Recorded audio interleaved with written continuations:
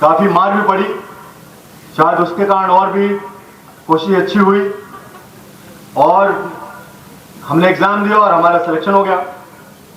मज़ेदार बात यह है कि जब हम मेडिकल के लिए गए तो वहाँ पर वो जो डॉक्टर आई टेस्ट के लिए अंग्रेजी में उन्होंने अपना वो बोर्ड लगा के रखा था, तो मुझे पहली लाइन में एक दो अंग्रेजी के शब्द आते थे, तो मैंने वो पढ़े और अगली लाइन का मुझे पता नहीं था क्या है, तो मैंने बोला मुझे नहीं पता, आई कांट रीड, मैं पढ़ नहीं सकता हूँ।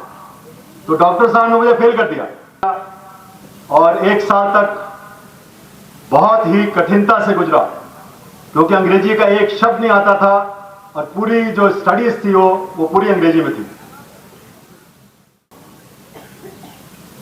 कि मैंने हर क्लास में उसके बाद अपनी रैंकिंग इंप्रूव की, तो 54 से मैंने 46 की, 46 से मैंने 42 की और जब मैं स्कूल से पास आउट हुआ तो मैं 3rd नंबर पे था अपने स्कूल में। मुझे बताया गया है कि समय बहुत कम है, तो इसलिए मैं अपनी बारी सीमित रखूंगा।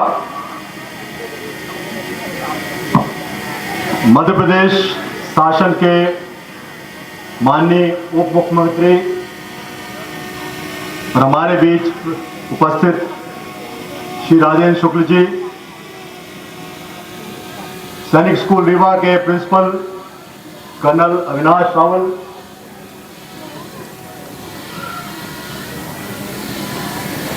महोदर हायर सेकेंडरी स्कूल के प्रिंसिपल श्री वीरेंद्र शुक्ल जी,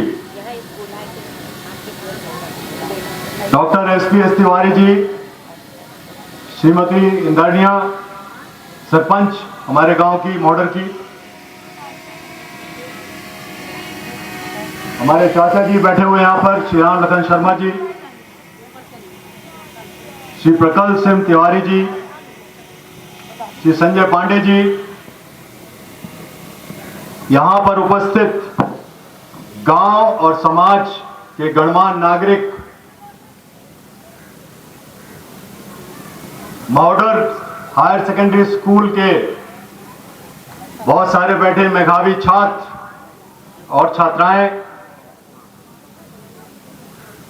मुझे पता चला है कि मॉडर्न हायर सेकेंडरी स्कूल के पूर्व छात्र भी यहां पर उपस्थित हैं। मीडिया के मेरे दोस्तों, देवियों और सज्जनों,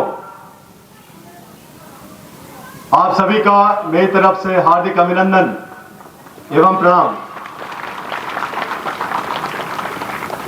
सबसे पहले मैं माननीय उप मुख्यमंत्री श्री राजेंद्र शुक्ल जी का आभार प्रकट करना चाहता हूं कि उन्होंने आज की सभा में आकर इस सभा की गरिमा बढ़ाई। मुझे पता है कि उनका समय कितना कीमती है, उसके रहते हुए भी उन्होंने अपना समय निकाला और आप सबके बीच, हमारे सबके बीच यहाँ पर उन्होंने इतना समय दिया। धन्यवाद सर। साथ ही मंच पर उपस्थित सभी गणमान्यों का भी मैं दिल से धन्यवाद करना चाहता हूँ, जिन्होंने इतनी स्नेह भरी और प्रेरणादायक बातें कही, कुछ मेरे बारे में, कुछ मेरे गांव के बारे में, कुछ हमारे प्रदेश के बारे में, हमारे देश के बारे में। और आप सभी की वाणी से मुझे पूरा विश्वास है कि जो लोग सामने हमारे बैठे हुए हैं काफी प्रभावित हुए होंगे। मुझे अभी याद है कि मैं 8 साल का था। 8 साल तक मैंने अपनी शिक्षा यहीं इसी स्कूल के प्रांगण में की थी। और जैसा कि बताया गया कि एक दिन हमारे पिताजी ने मुझे ऐसा कुछ करते हुए देखा जो नहीं करना चाहिए था, और उन्होंने फिर मेरे चाचा जी से अनुरोध किया कि इनको आप अपने पास ले जाइए, जिससे कि कुछ ये शायद समझ ना आए। वो 1972 का आई थिंक दिन था, जून जुलाई का कोई वक्त था, और मॉनसून आ चुके थे उस वक्त। मुझे पता है, आपको शायद गांव वासियों को तो पता ही होगा कि कुछ सालों पहले तक रोड से घर तक पहुंचने में बहुत समय लगता था, और स्पेशली अगर पानी गिर जाए तो यहां तक कांदा होता था, और उस कांदों से मैं चलकर 8 साल का बच्चा वहां रोड तक गया, और वहां से फिर किसी तरह हम लोग जबलपुर पहुंचे। लेकिन मुझे घर की इतनी ज्यादा याद आ रही थी कि शायद मेरे चाचा जी को भी याद होगा कि मैं 5-6 दिन तक बिस्तर से उठा ही नहीं, केवल रो रहा था। और कभी बीच बीच में खाना खाने के लिए शायद मैं उठता था और फिर सो जाता था, फिर रोता था। इतनी ज्यादा याद आ रही थी। धीरे धीरे बात संभली। वहीं पर हमने, मुझे याद है मेरा स्कूल घमापुर जबलपुर में है, जो जबलपुर के बारे में जिसको ज्ञात है। मैंने वहां पर 4वीं कक्षा में हिंदी मीडियम का वो भी स्कूल था। बड़ी मुश्किल हुई,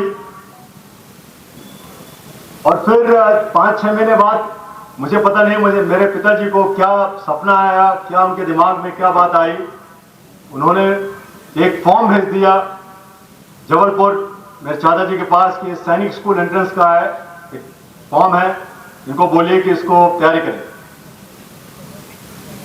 तो मैं उस समय काफी असमंजस में था, क्योंकि मैं तो एडजस्ट ही नहीं कर पा रहा था जबलपुर में, और ये मुझे भेज रहे हैं इंग्लिश मीडियम स्कूल, जहां मुझे ABCD भी नहीं आती थी उस वक्त तो। लेकिन चाचा जी ने मुझे भरोसा दिलाया कि तुम कुछ कर सकते हो, क्योंकि मेरी मैथमेटिक्स ठीक थी उस वक्त।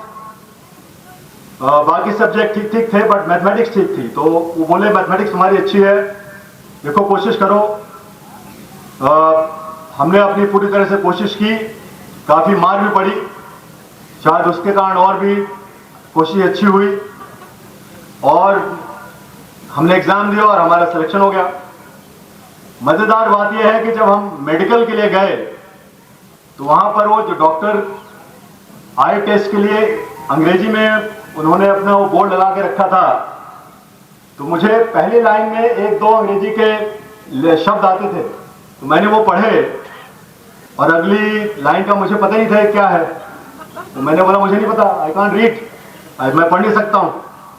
तो डॉक्टर साहब ने मुझे फेल कर दिया, बोला आपका कुछ नहीं हो सकता, आप फेल है, आपकी आंखें खराब है, जाइए वापस। जब वापस आया तो मैंने पिताजी को बोला कि मैं मेडिकल टेस्ट में फेल हो गया हूं। उन्होंने बोला क्यों? मैंने बोला इसलिए, मुझे तो अंग्रेजी आती नहीं है। बोला तुमने बताया क्यों नहीं? तो शायद मेरे घर वालों को भी पता है, मेरे चाचा जी को स्पेशली पता है कि मैं कभी कुछ बोलता ही नहीं था। मेरे से कुछ क्वेश्चन अगर कोई पूछता था तो मैं उसका जवाब देता नहीं था, अगर मुझे जवाब पता भी हो तब भी।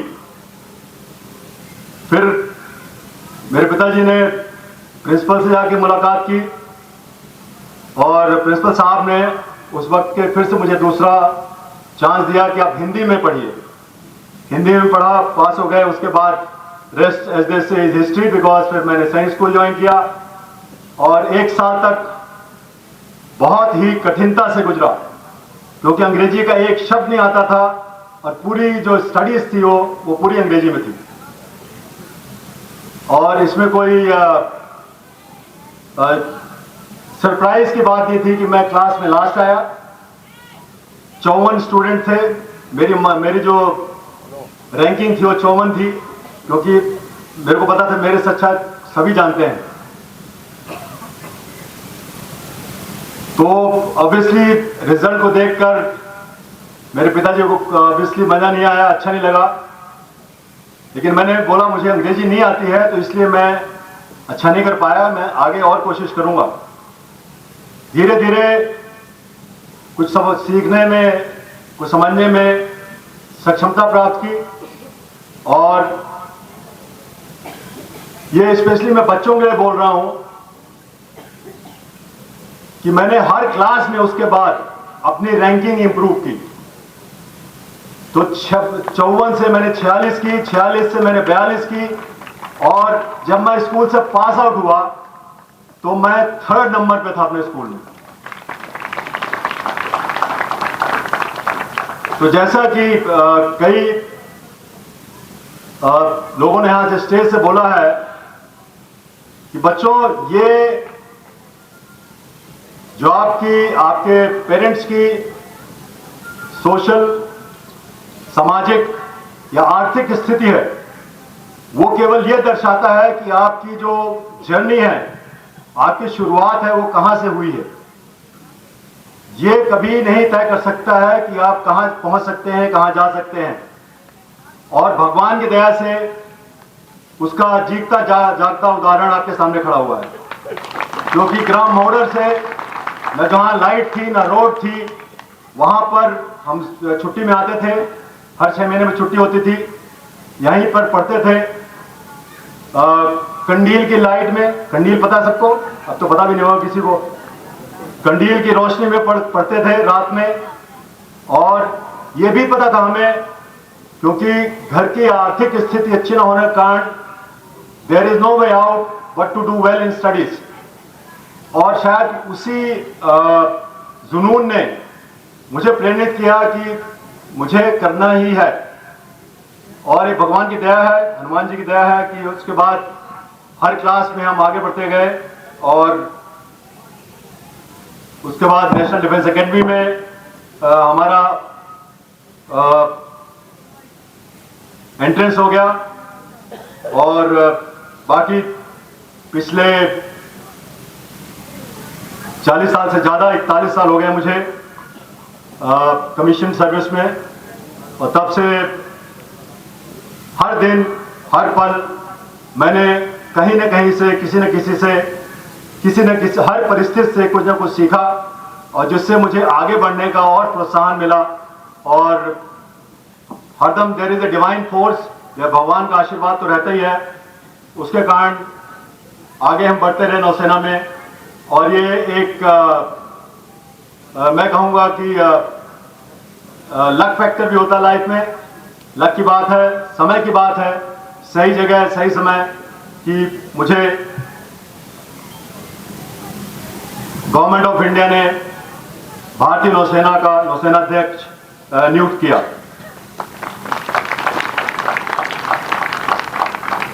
लेकिन उस 8 साल के बच्चे ने अपना घर तो छोड़ा था, लेकिन अपना गांव कभी नहीं छोड़ा।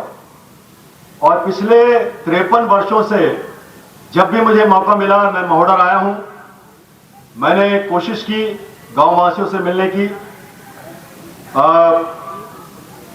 कई बार ऐसा भी हुआ कि कई गांववासी मुझे नहीं पहचान पाए, लेकिन मैं पहचान जाता था उनको, क्योंकि मुझे पता था इस टोले में अगर यहाँ इनका घर है तो यही होंगे, तो मैं थोड़ा मैथमेटिक्स लगा लेता था उसमें। और इस तरह से हमारा कनेक्शन बना रहा, अभी भी कनेक्शन बना है। पिछले कुछ सालों में थोड़ा मेरा आना कम हो गया है, बिकॉज ऑफ ऑब्वियस रीजंस, समय नहीं मिलता है। बट मैंने कोशिश की कि गांव में नॉट ओनली महोदर कि आसपास के जितने गांव हैं, चाहे बेला हो, मोहारी हो, चाहे हमारा ममियाउर हो, कोटरा हो, चाहे झिन्ना पगरा हो, कभी भी जब मौका मिले किसी कारणवश तो वहाँ जाऊँ और लोगों से मिलकर उनसे भी कुछ सीखूं और अपनी भी कुछ दास्तानें सुनाऊं। तो मेरा ये रिश्ता जो है, ये ऑब्वियसली यहाँ पर जन्म तो मेरा कोटरा में हुआ है, बट बड़े तो हम यहीं से हुए हैं, इसी मिट्टी से। ये रिश्ता हमारा दोनों, संपर्क और संबंध दोनों का है। मेरे पिताजी कहा करते थे कि बेटा, संबंध और संपर्क में थोड़ा डिफरेंस होता है, ये दोनों चीजें आपको एक साथ लेके चलनी है, और तभी आपको जो ह्यूमन एलिमेंट है आपका, जो है पीपल कनेक्टिविटी है, वो आपको काम में आएगी। और उस बात को मुझे अपनी सर्विस में बहुत फायदा हुआ इस बात का, बिकॉज लीडरशिप रोल्स में आपको संबंध और संपर्क दोनों साथ में रख के चलने पड़ते हैं, क्योंकि जब तक जिससे आप बात कर रहे हैं उसको ऐसा न लगे कि आप जो बोल रहे हैं वो सही बोल रहे हैं, और वो आपकी बात पर विश्वास करे, तब तक उसका असर उतना नहीं होता जितना आप चाहते हैं। और मैंने उस बात का काफ़ी फ़ायदा उठाया, उस सीख का। और मेरी ये गुजारिश है, आज के बच्चे हैं जो हमारे देश के फ्यूचर हैं, वो इस बात को गंभीरता से सोचें कि किस तरह से आप अपनी फैमिली से, अपने दोस्तों से अपने आसपास के कलीग से, अपने गांव वालों से, शहर वालों से अपनी रिश्ता बनाकर रखें।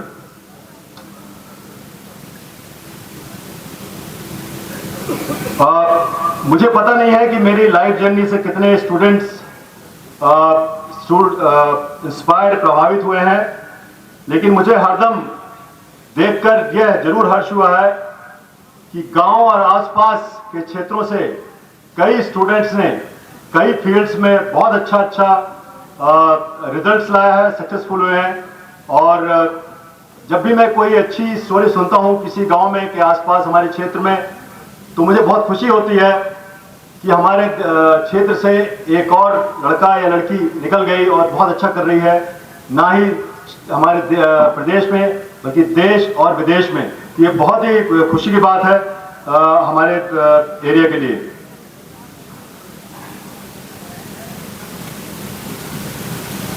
मैं जानता हूं कि आज हम उन सब में से कुछ लोगों को शायद सम्मानित भी कर रहे हैं जिन्होंने पीएससी और यूपीएससी में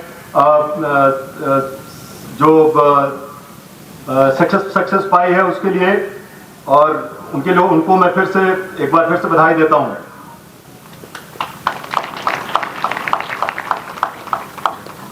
मुझे मॉडर्न में आकर फिर से और यहाँ पर आपके सामने खड़े होकर बात करने के में बहुत गर्व और गौरव दोनों का एहसास हो रहा है।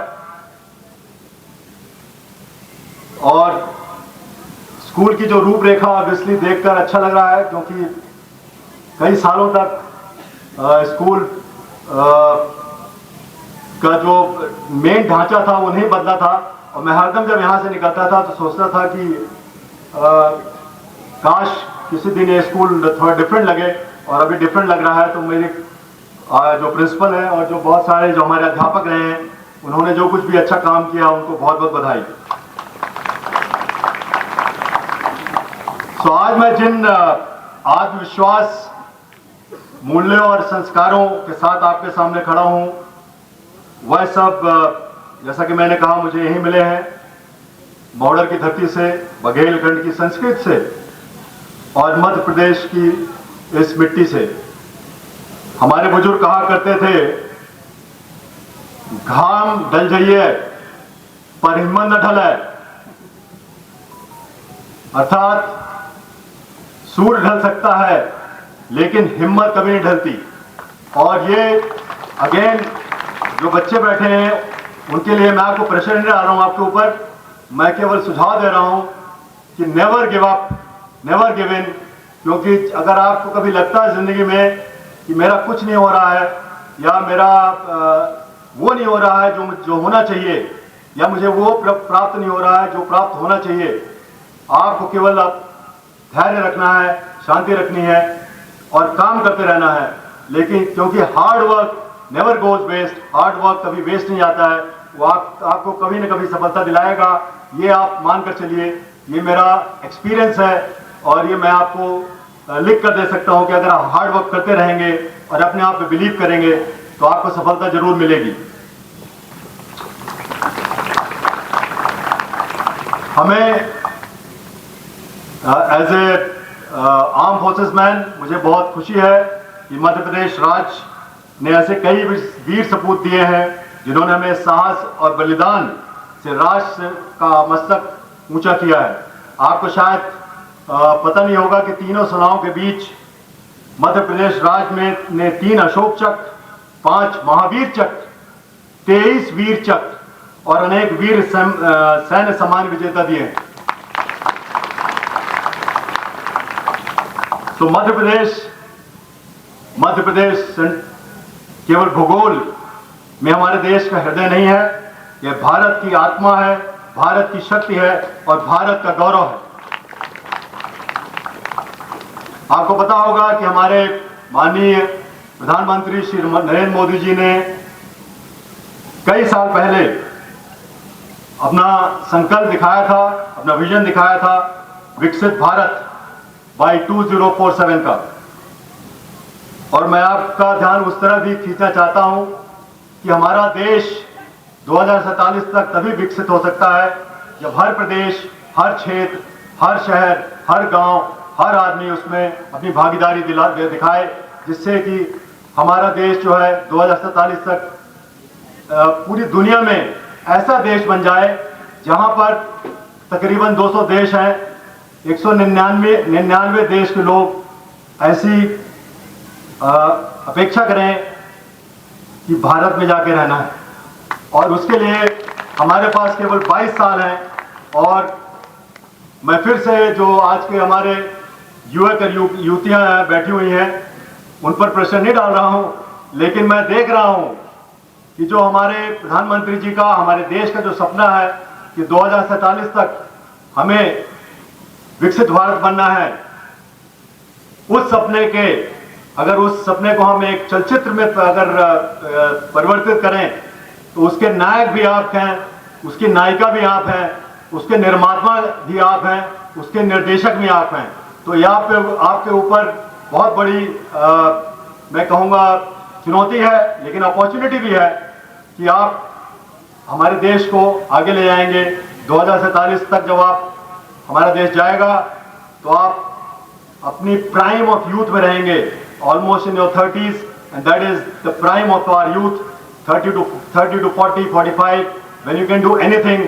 और मुझे आपसे उम्मीद है कि आप अपनी जो जिम्मेदारियां हैं देश के प्रति, अपनी जिम्मेदारियां हैं अपने आपको परिवार के प्रति, उसको अच्छी तरह निभाएंगे। और जब हमारा क्षेत्र, हमारा बघेलखंड, हमारा मध्य प्रदेश आगे बढ़ेगा तो हमारा देश भी आगे बढ़ेगा।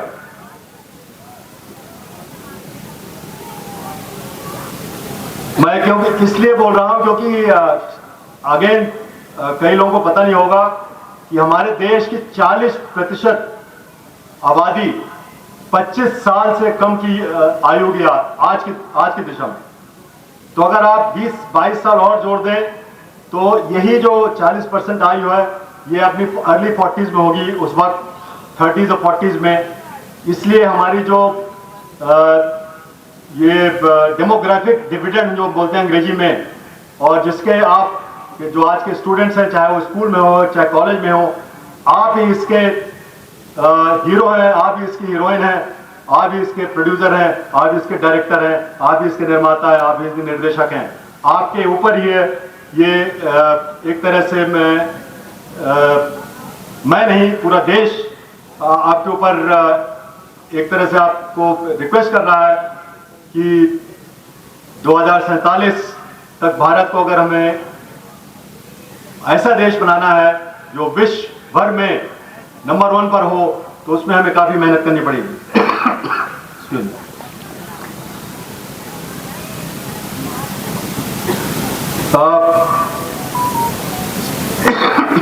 सॉरी, एक दो अनुभव मैं अपने लाइफ से साझा करना चाहूंगा, स्पेशली जो स्टूडेंट्स हैं। करने को तो बहुत सारे हैं, लेकिन समय का अभाव कारण एक दो ही रखूंगा जिससे मुझे प्रेरणा मिली है, और मुझे उम्मीद है कि शायद आप भी को भी इससे कुछ सीखने को मिले। अगर ऐसा हो सका तो बहुत अच्छी बात है।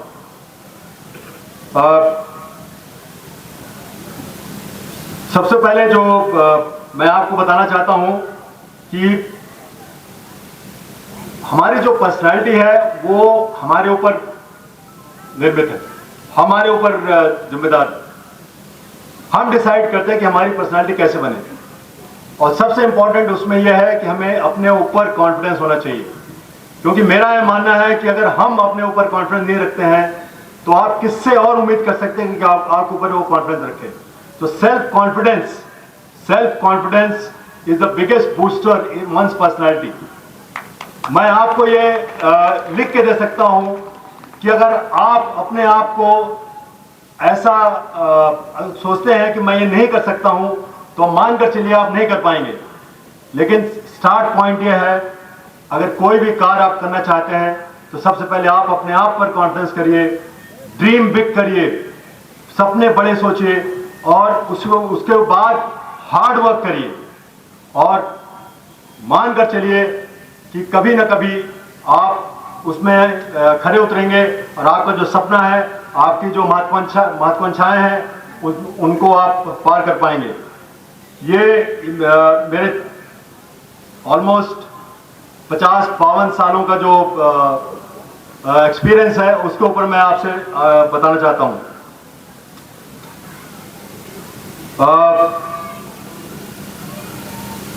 आप लोग में से कई लोग सोच रहे हो कि मैंने नौसेना क्यों ज्वाइन की।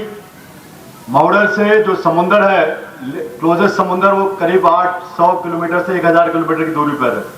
तो शायद मैं पहला व्यक्ति हूँगा यहाँ इस एरिया से जिन्होंने नौसेना ज्वाइन की। तो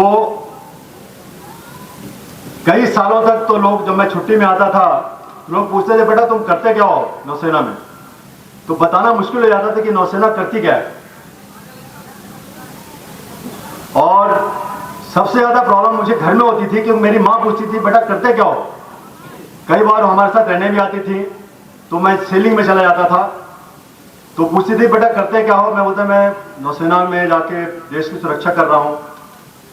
कहाँ जा रहे हो? सेलिंग करने जा रहे हो। वो तो सब तो ठीक है, बट ये बताओ करते क्या हो। ये बड़ा मुश्किल था बताना अपनी अम्मा को कि मैं करता क्या हूँ, क्योंकि जो मैरीटाइम वर्ड है, जो समुद्रिक क्षेत्र हमारा, और उसकी जो भूमिका है हमारे देश की प्रगति पर, वो बहुत लोगों को हमारे देश में पता नहीं है। मैं कुछ उदाहरण देना चाहता हूं। हमारे देश का जो 95% आयात निर्यात है, 95%, जिसके ऊपर हमारी जीडीपी है, जिसके बारे में बात हुई है, जिसके बारे में हमारी प्रगति होती है हमारे देश की। आज हम देश की पूरे विश्व में चौथी नंबर की जीडीपी के हिसाब से इकोनॉमी बन चुके हैं। उसमें जो हमारा ट्रेड है वो बहुत इंपॉर्टेंट रोल प्ले करता है। तो 95% हमारा जो ट्रेड है वो समुद्र के रास्ते से जाता है, और ये कभी कम नहीं होने वाला है।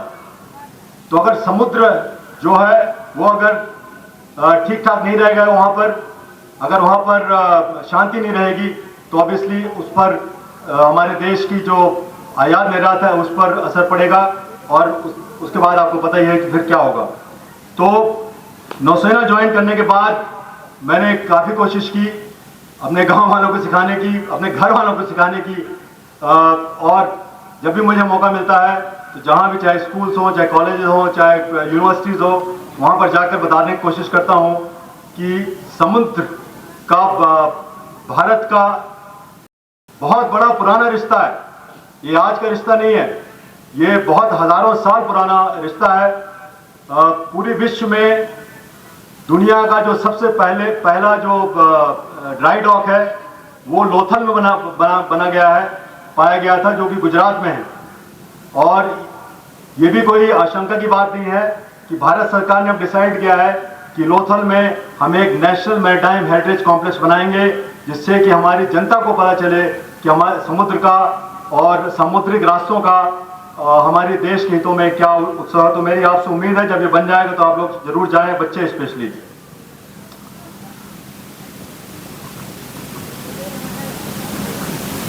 बच्चों के लिए मैं एक बार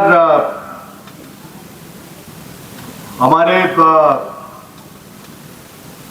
प्रदेश के ही माटी के महान सपूत श्री अटल बिहारी वाजपेयी जी का एक कथन मैं कहना चाहता हूं,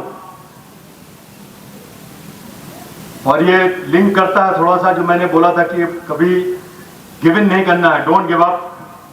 उन्होंने कहा था, हार नहीं मानूंगा, रार नहीं ठानूंगा, काल के कपार पर लिखता मिटाता हूं, गीत नया गाता हूं, हार नहीं मानूंगा, रार नहीं ठानूंगा। ये अमर पंक्तियां हमेशा हमारे साथ रहनी चाहिए। मेरा पूरा विश्वास है कि आप अपने अपने सपने में सपनों को लेकर और कड़ी मेहनत कर आगे बढ़ेंगे और देश को आगे ले जाएंगे।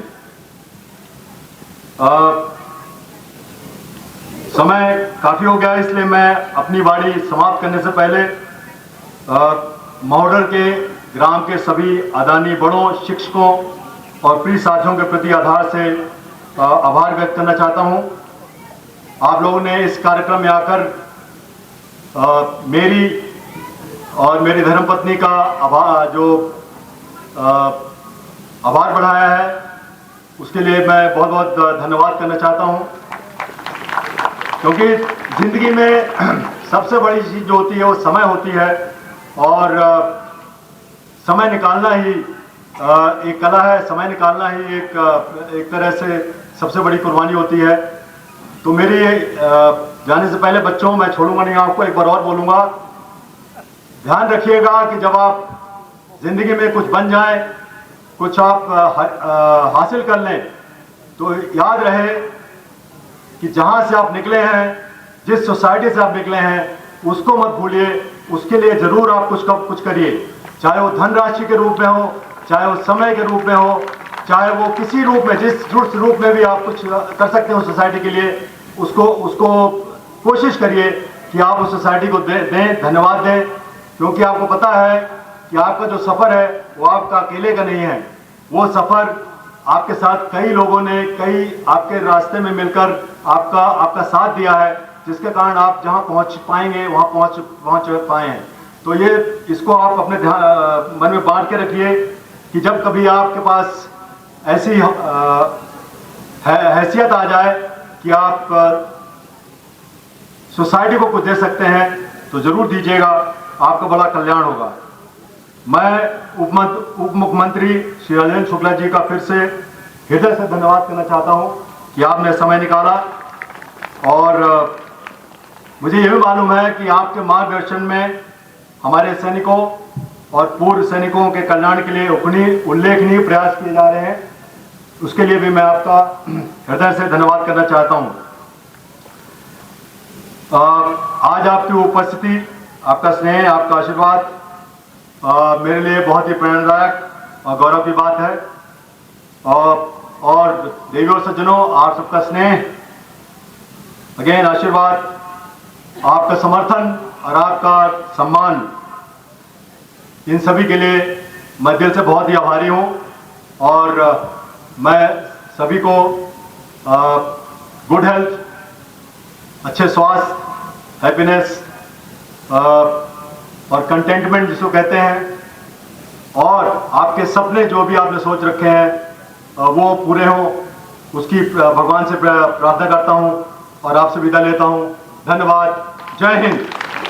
का अपना संतान के सुख से वंचित है, अब बहिने संपर्क करी विंध्य क्षेत्र के विख्यात पहिल टेस्ट ट्यूब बेबी सेंटर से। महिला से संबंधित कोनो गंभीर समस्या के खातिर संपर्क करी प्रतिदिन पुराना तीर्थ मेमोरियल अस्पताल कुटेही रीवा। संपर्क कर सके थे 8821000416 पर या 0766235245 पर। डॉक्टर बीना मिश्रा, स्त्री रोग एवं बांझपन विशेषज्ञ से प्रथम IVF क्लिनिक, IVF मौत तकनीकी, लेजर हैचिंग के उपयोग,